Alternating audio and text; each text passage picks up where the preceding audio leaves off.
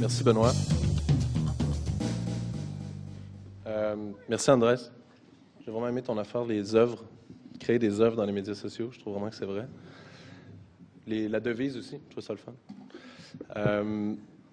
Je suis pas mal moins poli, pas mal moins joli aussi qu'Andrés.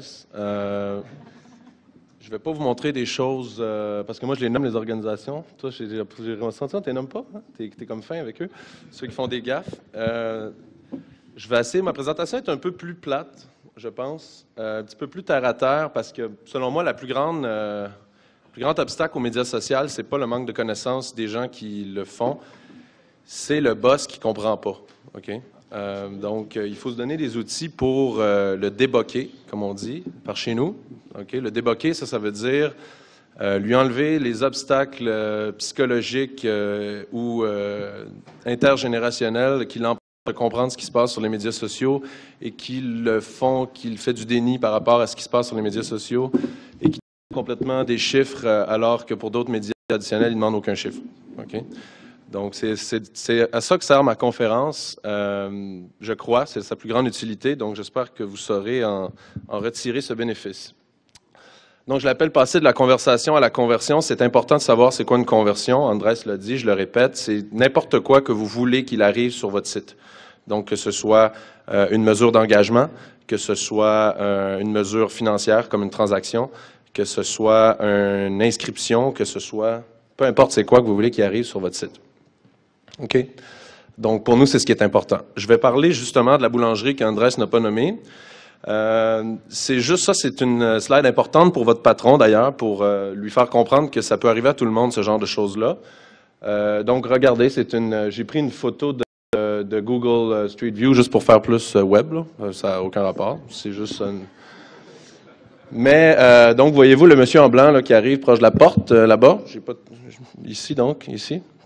Un petit peu plus loin ici, il y a un monsieur qui se promenait, il est passé sur le bord de la porte, il a passé sur le bord de la fenêtre, il a vu des souris à l'intérieur alors que la boulangerie était fermée. Il a pris son téléphone, c'est un gars d'agence, un petit peu baveux, disons, qui aime bien provoquer et il y avait une excellente occasion de le faire à ce moment-là. Donc, il a filmé tout simplement les souris et il a envoyé ça sur Twitter, donc tout bêtement. Et ce que ça a donné essentiellement un vidéo qui a été vu par presque 12 000 personnes aujourd'hui. C'est passé le 10 octobre 2009. Je vous dirais qu'il y a eu 8 à 9 000 environ vues dans les 2-3 jours suivant l'incident. Donc, tout ça a parti d'un petit tweet. Alors, ça m'amène à vous dire, en 2008, c'était bien le fun, là, ça demandait les médias sociaux, est-ce qu'on devrait y aller ou pas, tata. Bon. Là, c'est que les médias sociaux, si vous ne les choisissez pas, potentiellement, ils vont vous choisir. Donc, et vous serez probablement moins équipé pour répondre à ce genre de crise si ça arrive et que vous n'avez absolument pas abordé la question. Okay? Donc, cet exemple-là peut peut-être vous aider. On va revoir un peu plus loin ce qui s'est passé dans la présentation, ce qui s'est passé avec Première Moisson. OK? Ça, c'est la slide la plus importante de ma présentation ici. J'ai aucun mérite, je l'ai piqué à quelqu'un sur les médias sociaux, justement. Je ne l'ai pas piqué, en fait, j'ai piqué le concept, mais j'ai refait les photos. Puis d'ailleurs, c'est un très mauvais choix de photo, mais je vais quand même essayer de vous poser la question, voir si vous la comprenez. Est-ce que vous croyez que la personne à gauche est capable d'interagir avec les gens de droite? Il y a quelqu'un qui peut se risquer, peut-être? Un oui, un non, un hochement de tête, un tweet, quelque chose? Non? OK, merci. Donc, la réponse est non. Simplement parce que ici au Québec, on caricature les gens qui ont un message très non subtilement commercial par un vendeur de chars usagés, donc un vendeur d'automobiles d'occasion. Okay?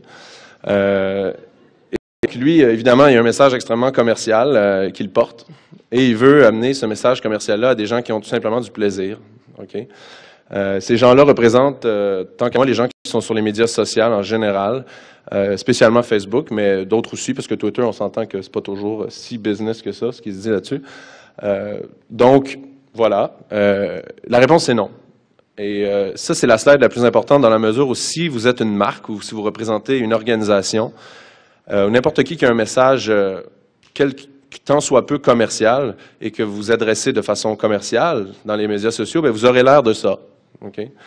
Alors, posez-vous la question, simplement, et demandez-vous si vous avez l'air de ça, si vous créez un projet. Et si la réponse est oui, essayez-le pas, vous allez perdre votre temps. OK? Vous allez peut-être avoir un retweet de votre maman, peut-être, ou ça serait tout. Ça, c'est la deuxième slide la plus importante. Les médias sociaux incitent beaucoup de gens à soit rien faire, ou soit à sauter des étapes. Encore une fois, une expression québécoise que vous allez apprendre avec moi. Les gens pognent des chires. OK? Ça, c'est pas facile, là. Ça veut dire qu'il... Il y a quelqu'un qui a une suggestion pour traduire ça? Tu parles vraiment mieux que moi, hein? J'ai remarqué que tu avais une très, très belle... Ah, ben moi aussi, mais... Effectivement, effectivement. Mais bon, pogner une chire, essentiellement, ce que ça veut dire mettre toute son attention sur quelque chose qui n'a pas nécessairement la priorité et éviter et oublier les choses importantes. Okay? C'est ce que ça veut dire. Donc, ça veut dire arrêter un meeting stratégique pour l'organisation pour dire que ça prend une stratégie Twitter, okay, par exemple. Ou que ça prend une autre stratégie média social alors qu'on fait à peu près rien, mais là, c'est le saveur du mois, donc il faut que... Bon, vous voyez un peu le principe. Donc, les gens, en général, ont tous le numéro 1, hein, le contenu traditionnel sur le site. Hein, le site où on vend en ligne, le site où on présente ses événements, le site où on a sa section à propos de notre grande bonté, à propos de nos activités, à propos de notre offre de services merveilleuse. Contactez-nous, nous sommes les meilleurs. Les nouvelles sur notre entreprise qui est si belle et bonne pour la société. Donc, vous voyez un peu ce genre de contenu auto-congratulant comme ça. Tout le monde a ça sur son site. On prend pour acquis que vous avez ça. Et les gens veulent tout de suite passer au numéro 3 et veulent aller directement vers une stratégie sociale. Ça, c'est l'exemple classique. Ce qui manque entre les deux, c'est un contenu social. C'est un contenu qui va faire que vous n'aurez pas l'air du vendeur de voitures usagées, okay? Mais plutôt que vous aurez l'air d'une personne qui est informative, qui a valeur à une conversation. Je prends toujours l'exemple du 5 à 7. Si je suis dans un 5 à 7 et Andrés est le président d'une grande entreprise dont j'aimerais bien avoir une discussion avec, est-ce que je vais arriver avec lui et je vais sortir mes brochures et je vais lui donner en interrompant sa conversation qu'il a avec Issam, par exemple? Probablement pas. Je vais plutôt essayer d'écouter ce qu'ils ont à dire et je vais essayer de m'intégrer à la conversation en apportant une valeur ajoutée contextuellement pertinente. Bon. C'est à peu près ça qu'il faut faire dans les médias sociaux, selon moi. Donc, ça ressemble encore une fois drôlement au 5 à 7. Donc, pour faire ça, ça prend un contenu social. Un contenu social, ça peut être à peu près n'importe quoi qui n'est pas commercial et qui est moindrement informatif ou divertissant ou en tout cas léger et qui pourrait intéresser une communauté sociale. Évidemment, la communauté sociale doit être reliée à soit peu à l'objectif d'affaires de l'entreprise. Par exemple, je ne sais pas, moi, une compagnie aérienne qui veut recruter des pilotes d'avion pourrait faire une communauté de pilotes d'avion. Bon. Exemple boiteux, mais quand même. C'est en temps réel. 5 à 7 de pilotes, effectivement. Je ne sais pas si c'est le fun. Voilà. Donc, vous voyez, ça, c'est la slide qui dit « Ne sautez pas d'étape ». Demandez-vous, c'est quoi le contenu social que vous allez créer entre votre stratégie sociale et votre contenu corporatif, très peu propice à être propagé de façon naturelle. OK? Ça, c'est très important. On continue. Et on arrive à mon plan de la présentation. Donc, voilà. C'est une méthodologie essentiellement qui vous permet de convaincre votre patron d'embarquer dans les médias sociaux en 5 étapes. La première, c'est écouter. On va les voir tout de suite dans le fond. Donc, première étape, c'est écouter. Et c'est là qu'on sort nos outils, et c'est là qu'on sort les Google Alerts, et c'est là qu'on sort les Twitter Search, et c'est là qu'on sort les NetVibes et toutes les autres gugus qui vont vous permettre d'écouter ce qui se dit sur les médias sociaux. Il y en a dorénavant beaucoup. Vous pouvez faire un très, très bon bout de chemin, surtout celui le premier, qui est la partie d'écouter, de façon plus ou moins structurée, d'écouter de façon très, très, j'allais dire rough, très brute, si on veut. Va être vraiment certain de ne rien manquer pour être sûr de capter toute conversation qui pourrait vous intéresser ou intéresser votre organisation. Par exemple, tout ce qui se dit sur votre industrie, tout ce qui se dit sur votre marque, tout ce qui se dit sur votre produit, tout ce qui se dit sur vos compétiteurs, tout ce qui se dit sur vos employés, par exemple. Donc, vous ratissez extrêmement large, vous prenez votre grand râteau et vous ratissez tout ce que vous pouvez ramasser pour simplement avoir une idée un peu des conversations qui se déroulent dans les médias sociaux. Donc, vous ratissez extrêmement large à cette étape-ci. Vous pouvez aussi faire, à cette étape-ci, une petite analyse d'opinion pour voir un peu sur quelle thématique il y a un bon buzz, sur quelle thématique il y a un buzz négatif, Je vous recommande pas d'utiliser cet outil, mais il est très beau visuellement. Ce que ça donne, c'est Swati. Tu le connais-tu? C'est un outil espagnol qui fonctionne très, très mal ici au Québec. Peut-être potentiellement mieux en France, mais qui est très bien pour faire du opinion analysis de base. Mais en fait, ça ne marche pas au Québec. Mais ceci dit, vous pouvez le faire de façon manuelle au départ, il n'y a aucun problème. C'est juste pour vous donner une idée. Un vieux fichier Excel pourra vous faire le travail à ce niveau-là. Okay? Donc, on écoute de façon très, très, très brute. La deuxième étape, c'est l'étape d'identification. C'est là qu'on va commencer à essayer de structurer un petit peu son écoute. C'est là qu'on fait le ménage un petit peu dans ce qu'on a trouvé. On va commencer par trouver certains influenceurs.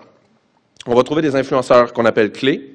OK? Ça serait, pour ceux qui sont au Québec, ça serait Michel Blanc, par exemple, dont on parlait tantôt, encore une fois. Sociaux, ça serait les pairs, hein, P-A-I-R-S, là, comme par exemple Andrés. Je le considérais comme un acteur, pour moi, ça serait un influenceur social dans mon milieu social à moi. Et finalement, il y aurait les semblables. Donc, en fait, dans le cas d'Andrés, ça serait encore mon semblable, parce que les deux, on travaille dans des organisations similaires. Dans votre cas, ça serait vos collègues étudiants. Je vous dirais que dans votre cas, je serais un social et Michel Blanc serait un clé. Okay? Dans le fond, si on veut, c'est celui qui va être le plus propice à avoir le retweet. C'est le Guy Kawasaki, par exemple, le clé. Le social, c'est ceux qui sont entre les deux un peu. Ceux qu'on pourrait moins qualifier de gourous, mais peut-être un peu plus de... Je passe. Je vais un peu vite parce que d'habitude, elle dure environ 45 minutes, 1 heure la présentation, donc faites-moi confiance pour ce que je saute.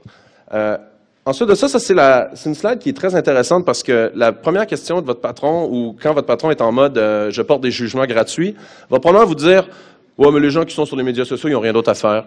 Hein, ils ont des faibles revenus, ils sont pauvres, ils sont à la maison, ils sont très influents dans leur domaine. » Ils vont vous dire comme ça. Alors ça, vous pourrez lui montrer cette slide pour leur dire « Non, c'est pas vrai. » Il y a un grand pourcentage de gens qui font beaucoup de choses sur les médias sociaux et qui créent beaucoup d'œuvres, comme disait Andrés. Donc, premier, c'est justement les créateurs, ceux qui créent des blog posts, ceux qui créent des photos, ceux qui créent des vidéos, qui créent des articles dans les médias sociaux.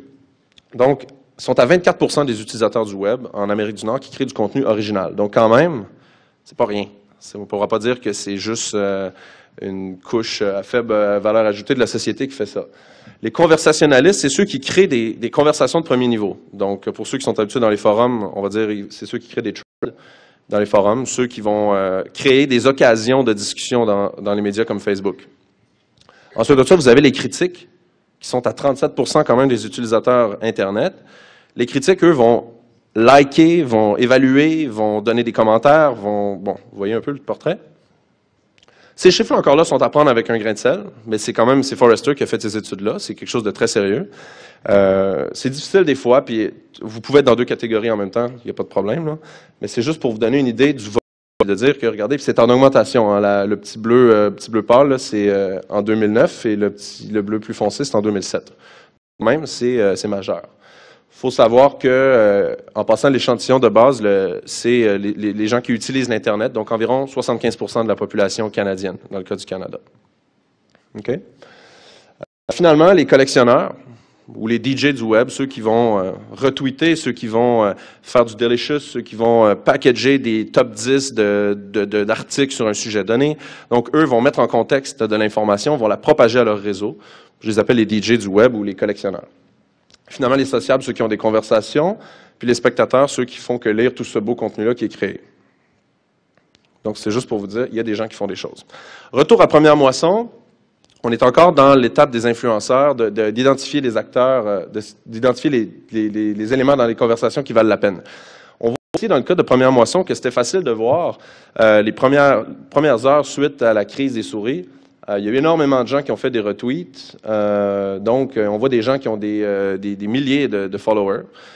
Donc, quand même, ça va vite. La propagation, on a une propagation d'un point de vue québécois, en tout cas, bien en règle ici, sans aucun doute.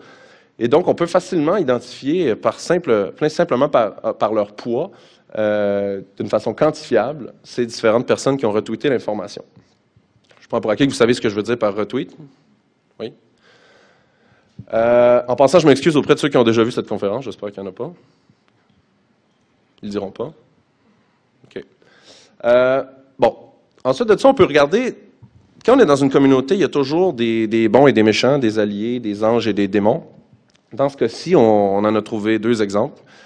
juste, c'est bon de savoir dans la communauté, de savoir rapidement, de savoir rapidement sur qui on peut compter quand c'est le temps d'avoir un petit coup de main. Évidemment, Première Moisson, en n'ayant aucune communauté avant cet événement, n'avait pas cette possibilité, mais s'il l'avait eu, il aurait probablement identifié Luc Archambault comme une personne qui peut les aider. Et probablement Nico Evan comme quelqu'un qui allait leur donner un coup de pied une fois qu'ils étaient couchés par terre. Donc, on voit, par exemple, Nico Evan qui dit « Votre croix n'était peut-être pas une chocolatine ». Donc, clairement, cette personne était très heureuse de voir ce qui s'abattait sur la marque. Okay? Alors que l'autre, le deuxième, indique à celui qui a propagé le vidéo, pour une deuxième fois d'ailleurs, que c'est peut-être trop la deuxième fois, c'est peut-être un peu exagéré, puis c'était peut-être pas nécessaire. Donc, on voit que c'est quelqu'un qui pourrait nous aider. Donc, c'est important de connaître, c'est un actif important dans une communauté, de connaître ces choses-là. Finalement, identifier les lieux où la conversation se déroule. Bon, il y en a des qui sont évidents, les forums, les groupes, les fanpages, les blogueurs. On sait que si Michel Blanc mentionne notre nom, on va avoir des problèmes pour quelques jours dans les médias. Sur TripAdvisor, si on est une entreprise touristique, etc. Il y a des lieux qui sont un petit peu moins évidents, comme les hashtags, par exemple, qui deviennent une espèce de lieu décentralisé qu'il faut quand même suivre de façon très près, surtout quand il y a un hashtag qui est très actif sur votre secteur ou votre marque ou vos projets. Donc, c'est juste pour dire, considérons ces lieux-là. Voyez-vous, ça, c'est la map ici qui a été faite pour Première Moisson. Donc, quand même, vous voyez qu'il y a beaucoup de monde qui ont été rejoints. Et tout ça, c'est quantitatif. Hein? Les lieux, c'est très facile. Les lieux et les acteurs, c'est très facile de quantifier exactement la portée qu'ils ont eue. Okay? Et je vous donne un autre exemple. Puis là, Thomas là-bas, que je vois, là, il va être content parce que c'est son blog qui est là. Si on tape Première Moisson Mont-Royal dans Google, ben, c'est un blogueur, un étudiant en plus. Allô? Et qui a écrit un blog là-dessus, puis quand on cherche la marque, le nom de la marque, dans les moteurs de recherche, bien, le deuxième lien, c'est Première Moisson envahie par les souris. Donc, très clairement, ça va heurter la marque, ce genre de message-là. Et celui-là, moi, personnellement, si j'étais à Première Moisson, je diluerais ce message-là le plus loin possible, ou Thomas, et je lui offrirais une douzaine de chocolatines, pour modifier son titre ou quelque chose, tout simplement, pour essayer d'éliminer ce message-là qui heurte la marque. OK? Donc, voilà. Donc, c'est un blog qui a quand même une portée qui est impressionnante. D'après moi, tu devrais écrire les mêmes titres que Michel Blanc pour voir si ta portée... Donc, une fois qu'on a identifié à peu près tous les lieux, à peu près tous les mots-clés et les acteurs en présence, on a une très bonne idée des ingrédients qui composent notre écosystème social qui gravite autour de l'organisation, de l'entreprise ou de la thématique qu'on veut suivre. Donc, l'idée, après ça, c'est de l'organiser, la raffiner, élaguer les mots qui nous amènent juste des choses inutiles et donner des niveaux de priorité. Okay? Il y a des mots qu'on va regarder à toutes les heures, il y a des mots qu'on va regarder à tous les mois, ça sera suffisant. Et donc, c'est important parce qu'à un moment donné, on n'a pas 24 heures dans une journée, il faut faire des choix. Okay? On fait le CRM du média social. Donc, c'est important. Et ça va parler à votre patron, encore une fois, et lui montrer que vous avez une bonne gestion des priorités. Donc, regrouper, OK? Que d'à peu près n'importe quelle façon, c'est pas important, c'est juste d'avoir, pour pouvoir porter justement ces niveaux de sensibilité-là. On est à l'étape de planifier maintenant nos campagnes. Je prends pour acquis qu'on est une marque, qu'on entend des choses sur le web, donc on écoute, on identifie. Ensuite de ça, on a des messages, probablement, on veut participer à la conversation. Okay? Toute mon approche prend ces hypothèses-là pour acquis. Donc, planifier. Je vais passer tout de suite sur une espèce de table des matières. Évidemment, on n'a pas tous les mêmes objectifs. Andrés parlait simplement des fois, c'est juste d'avoir le plus de fois sa marque nommée. Ça serait par exemple un objectif de notoriété. Parfois, on veut générer du trafic. Des fois, on veut générer du trafic point parce qu'on a de la pub à vendre sur notre site. Des fois, on veut générer du trafic qui est hautement ciblé parce qu'on veut des conversions. Des fois, on veut mobiliser des gens, on veut se trouver des ambassadeurs qui pourront nous aider dans le futur pour régler un problème comme celui que Première Moisson a eu. Bref, votre objectif sera le vôtre, et c'est important qu'il soit clair, parce que c'est la première étape de la planification, et c'est important qu'il soit lié à des indicateurs de performance extrêmement concrets. Je ne vais pas m'attarder trop là-dessus, parce que je pense que tu as fait une bonne job là-dessus, puis je vais vous montrer des outils de mesure un peu plus loin, plus concrètement, comment on va pouvoir mesurer ces choses-là. Okay? Mais pour pouvoir mesurer, il faut que dans la stratégie, on ait des objectifs très clairs, parce qu'on ne saura pas nécessairement quoi mesurer à la fin si on a juste donné des objectifs qui ne sont pas mesurables. Pour planifier, il faut aussi prévoir du contenu. Hein, notre fameux numéro 2 que je vous parlais tantôt, 1, 2, 3, le contenu qui n'existe souvent pas dans les organisations, qui prend la forme d'un blog, par exemple. Dans ce cas-ci, c'est ça. C'est un type de contenu que je vous propose souvent, un conseil. Tout simplement, des conseils. Ça peut être une façon, une aubaine. Parfois, il y a des communautés qui ne veulent que ça, partager des aubaines. Il y en a que ça va déranger. Il y en a qui vous incitent à devenir un vendeur de voitures usagées. Donc, celles-ci, par exemple, Smart Canox ou d'autres, sont faites pour ça. Ils veulent ça. Donc, quand vous leur envoyez quelque chose, ils vous remercient en plus, vous voyez. Ils vont même remercier. Donc, au lieu de me traiter de vendeur, vous pouvez aussi faire des blagues. C'est prouvé que 88% environ, je crois, la statistique, 88% des internautes envoient au moins une blague d'une façon ou d'une autre, par courriel ou par les médias sociaux par semaine. C'est le médium, c'est le contenu le plus propagé, les blagues. Okay? On n'a rien inventé, là, mais ça marche. Donc, une fois que votre patron commence à voir que vous avez des objectifs, commence à voir que vous avez écouté, que vous lui avez montré que il y a une conversation qui se passe sur le web, il va vous demander certains outils de gestion. Il va vous dire qui s'occupe de ça dans l'organisation. Il va sûrement vous proposer d'engager un stagiaire. Vous pourrez lui dire qu'un stagiaire, ça n'a pas nécessairement une bonne connaissance encore de la compagnie, de la thématique et encore moins des médias sociaux. Donc, ça peut pas. La stagiaire qui fait des miracles, ça n'existe que dans les films. Vous pourrez lui dire que la secrétaire, probablement non plus, n'est pas un bon choix, parce que c'est probablement les deux choses qu'il va vous suggérer en premier. Okay? Et je parle par expérience. Il va vous demander qui va s'occuper de ça. Il va vous demander qui va avoir le temps de faire ça. Il va vous demander qui aura l'incitatif financier pour le faire aussi. C'est des très bonnes questions auxquelles je crois que vous devriez réfléchir avant de lui présenter votre projet. Il va vous demander aussi une structure de gestion. Puis il va vous demander aussi, parce qu'il y a un travail de castration à faire quand même, il va vous demander de savoir qu'est-ce que vous n'avez pas le droit de dire dans les médias sociaux.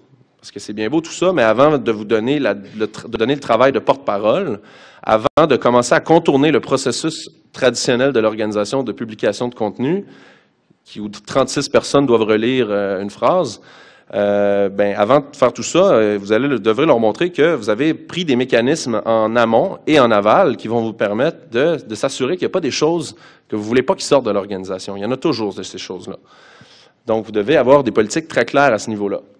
Si vous tapez dans Google, genre 125 social media policies, vous allez arriver sur un site qui s'appelle le nombre de politiques qu'ils ont en ce moment, social media policies. Fait que c'est juste un site qui recense les politiques de médias sociaux d'organisations connues. Donc, il était rendu à 125, je pense, récemment. Donc, c'est très, très, très utile pour cette étape-là. Ensuite de ça, des outils de surveillance des activités. Peut-être vous aurez besoin d'un petit budget pour ça, pour vous outiller, puis s'assurer que vous captez ces choses-là et vous êtes capable de supporter le processus que vous venez de créer.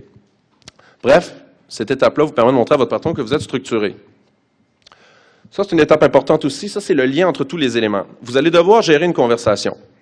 Le patron va vous demander « Ouais, mais les mères de famille qu'on veut rejoindre ne sont pas sur Twitter. » OK, parfait. Elles sont sur Facebook, elles sont sur Facebook, par exemple. Donc, on va les rejoindre par ces médiums-là. Par contre, nos clientèles investisseurs, par exemple, on a trouvé 2-3 bons groupes LinkedIn où on peut les rejoindre. On a trouvé un bon groupe sur Twitter pour rejoindre nos journalistes. Bon, là, je dis n'importe quoi. Mais l'idée, c'est qu'en définissant clairement les personas, est-ce que vous êtes familier avec l'approche des personas? Peut-être, non? J'aurai pas le temps de l'expliquer, malheureusement. Mais essentiellement, c'est des profils types d'utilisateurs. Okay? Et c'est certain qu'en planification de site web, et là, je ne parle pas de médias sociaux, c'est une étape qui est importante. Est-ce que j'ai plus de temps? 5 minutes? OK, parfait. Donc, on fait le lien, bref, entre des personas, des messages, pas préformatés, mais au moins des messages, des idées qu'on veut semer à différentes clientèles. Et c'est pour structurer un petit peu l'approche et montrer que, finalement, on a prévu nos affaires, on est prêt à réagir beaucoup plus rapidement, on est prêt à créer du contenu, et surtout, on est prêt à mesurer notre impact auprès de chacun des personas. Donc, si vous faites une grille comme celle-là, vous aurez aussi les critères, par exemple, d'identification des personas qui sont importants. Si vous faites une grille comme celle-là, vous allez certainement, encore une fois, rassurer votre patron. Je vais passer très vite sur cette... parce que je pense, dans le fond, ta présentation, c'était vraiment sur comment c'est quoi l'attitude à avoir, c'est quoi la philosophie à avoir dans les médias sociaux, qu'est-ce qu'on doit faire, doit pas faire. C'est un peu ce que je dis là-dedans, donc je passe extrêmement rapidement. Je veux dire que Première Moisson ont été une très bonne attitude. Ils ont publié un vidéo qui expliquait pourquoi il y avait eu des souris, et en toute transparence, parce que les fondations ont craqué, parce que c'est dans un quartier de Montréal où ça arrive, okay, parce que c'est anglaise et ça bouge. Et il y a eu des souris qui sont rentrées parce que c'était au mois d'octobre, il faisait froid, etc., etc. Ils ont été très transparents, ils l'ont fait. Par contre, ils ont été très pourris pour... Vous voyez, là, dans les commentaires vidéo, il y a 0 commentaire vidéo. 47 commentaires écrits. Ils ont fait un commentaire écrit pour dire « Venez voir notre vidéo », mais il était le 47e ou le 43e commentaire, donc perdu dans une marée de commentaires. Alors qu'ils auraient pu faire un commentaire vidéo qui aurait été là dès le premier. Et en plus, c'est une vidéo qu'ils ont fait. Mais ils ont simplement eu, je ne sais pas, ils ne savaient pas que ça fonctionnait comme ça. Ils ont été mal conseillés ou je ne sais pas quoi. Bref, quand on exécute, il y a quand même certaines spécificités à prendre en compte dans chaque plateforme, certaines connaissances à prendre. Et finalement, d'ailleurs, vous étiez plus visible que votre super bon vidéo là, des souris chez Ressac. J'ai trouvé vraiment brillant. Mais bon, tout ça pour dire, ça prend quand même une certaine connaissance pour l'exécution. Je passe vite parce que je vais vous montrer l'autre étape. Je vais même passer ça, je vais même passer ça, je vais passer ça aussi. Encore, voilà. La présentation sera disponible de toute façon. Ça, c'est une slide qui est vraiment importante, qui fait le lien avec ce que tu as dit et qui va être l'étape ultime pour avoir le budget nécessaire pour faire du média social. On est capable, avec des outils de mesure de performance comme Google Analytics, qui est bon, je pense qu'il commence à être l'outil, qui est l'outil le plus utilisé par les organisations actuellement, pour faire à peu près tout ce qu'on veut faire dans le média social pour mesurer. Bon, ici, j'ai fait des trucs très simples, mais qui vont vous permettre ils vont vous donner une très, très bonne idée comment concrètement on peut mesurer la part exacte des médias sociaux à ce qu'on fait sur le web. Ici, par exemple, c'est un filtre extrêmement simple, un segment avancé de Google Analytics qui nous permet d'isoler tout le trafic social. Donc, vous avez identifié les plateformes où la conversation a lieu. Donc, tout simplement, dans Google Analytics, on appelle ça un referral. Donc, c'est un lien externe qui vous envoie du trafic. Il regroupe tous ceux qu'on considère qui sont des liens sociaux, donc des blogs où la conversation se passe, Facebook, Twitter, tous les grands classiques. On les regroupe dans un filtre et on regarde le trafic qui nous amène par rapport à tout le trafic du site. Donc, on voit très clairement sur ce graphique-là que ce site-là, qui n'est presque pas donné en haut, est un site où environ 25 à 30 % du trafic provient des médias sociaux. Ah, ça sert à quelque chose. Qu'est-ce qu'on fait de nos journées? On n'est pas en train de s'amuser sur Facebook. Déjà, c'est déjà un début quand même. Ensuite de ça, on peut voir, en isolant le trafic de cette façon-là, le comportement des gens qui sont sur Facebook, qui lisent vos contenus sociaux versus tous les autres visiteurs. Donc, on est capable d'isoler leur bounce rate, leur taux de rebond, et savoir que ceux qui viennent des médias sociaux sont encore plus engagés envers votre entreprise que ceux qui ne le viennent pas. On peut voir qu'ils voient beaucoup plus de pages par visite. Je ne vous dis pas que c'est le cas toujours, là, mais au moins ça vous permet de le démontrer, hors de tout doute, parce que souvent l'exemple qu'on dit, ceux qui viennent des médias sociaux, ils arrivent, ils repartent, tu l'entends celle-là, je sais pas. On l'entend régulièrement. Et ils passent, dans ce cas-ci, beaucoup plus de temps que ceux qui ne viennent pas, des médias sociaux. Donc, quand même, encore une fois, important. Vous avez des outils, des plateformes, dont je vais passer rapidement, qui vous permettent quand même de mesurer pas mal de choses. Savoir combien de fois quelque chose a été retweeté, par exemple, avec Bitly. Savoir à peu près tout ce qui se passe sur votre fanpage sur Facebook. Savoir que vos vidéos de 3 minutes et plus sont jamais écoutées sur YouTube. Okay? Ça, je vous le dis, même pas besoin d'en mettre, je vous le dis tout de suite. Mais vous voyez les petites lignes rouges à droite, c'est exactement ce que ça dit. Okay? Mon fils qui prend son bain est celui que les gens écoutent le plus longtemps. Donc, le nombre de partages effectués sur votre site, c'est quelque chose qui se mesure également. Toutes ces petites puces qu'on met sur le site, on peut voir le rapport exact, donc vous le voyez. Écrire un commentaire, envoyer un article à un ami, partager un article sur les réseaux sociaux. Ça commence à devenir concret. Encore plus concret et le plus important, le nombre de conversions qui proviennent des réseaux sociaux. Conversion égale, par exemple, je ne sais pas moi, vente en ligne, conversion égale inscription à votre newsletter, conversion égale inscription à votre événement. OK, vous voyez? Donc, on voit toutes les conversions et les conversions des réseaux sociaux. Les conversions des réseaux sociaux. Avec ça, on est capable de dire exactement la contribution financière qu'ont les médias sociaux. Donc, on est capable de se trouver un budget, on est capable de se trouver une façon de fonctionner, on n'a pas besoin de toujours quêter pour avoir des restants de tiroirs pour faire du média social et de travailler toujours avec des stagiaires qui sont renouvelés à chaque 3 mois. Je vais passer celle-là, vu qu'on n'a pas beaucoup de temps. Ça, c'est ce que tu disais tantôt sur la formation Google Analytics. En plus de Dieu, il y a moi aussi qui le sait combien ça en amène, et ça marche. Mais ça a surtout fait que maintenant, au moins, on a notre présence naturelle aussi en dessous, là. Même si les liens sont no-follow.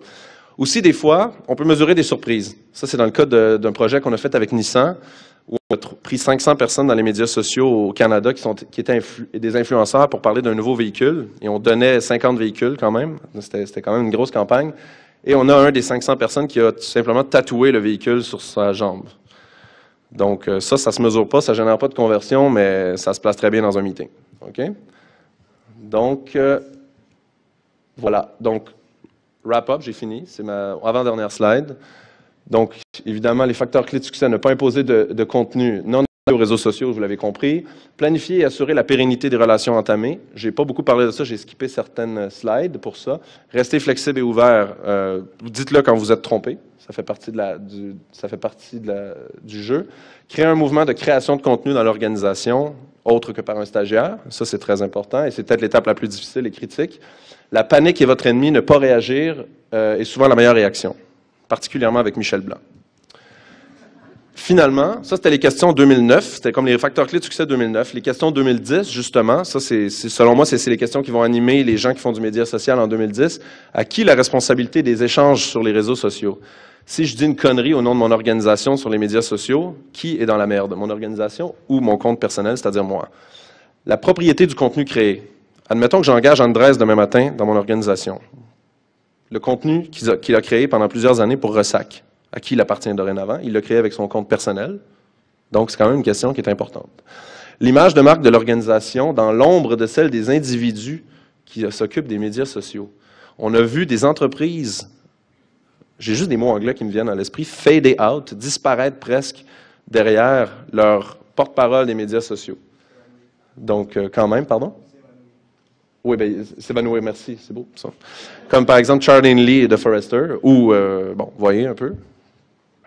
Voilà, question 2010, et j'ai fini avec ça. Merci, Jean-François Renaud. Merci.